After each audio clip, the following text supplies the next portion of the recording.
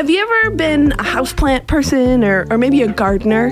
If you are, then you know the stress that comes with, okay, one moment the plant is doing great, beautiful, thriving. Wait, it's dying now. Why? What's happening? Oh, okay, it kind of seems to be surviving. Okay, no, it's dead again. What in the world?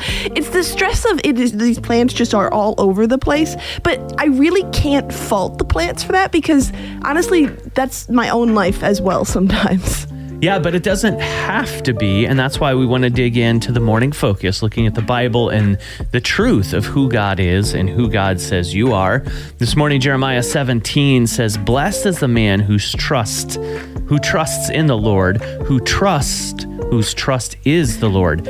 Those two lines get me every time. The Bible repeats itself sometimes for emphasis. He is like a tree planted by water that sends out its roots by the stream and does not fear when heat comes, for its leaves remain green. And it is not anxious in the year of drought, for it does not cease to bear fruit. I didn't realize there was some rhyming in there too. That's cool.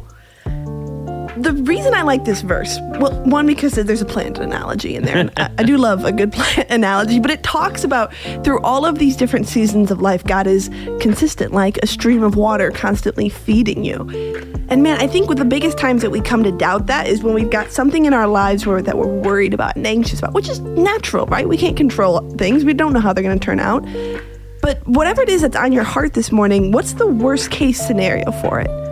Ooh. Okay, and then what's like the mid-case scenario? Okay, I feel better. What's the mostly good scenario? That's what I want to look at. What's the ideal scenario? That's even more, Yeah. right?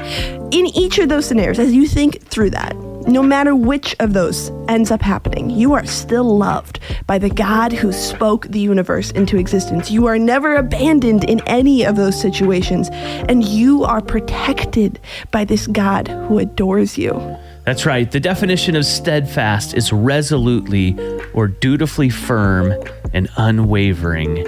And that's who we want you to know our God is.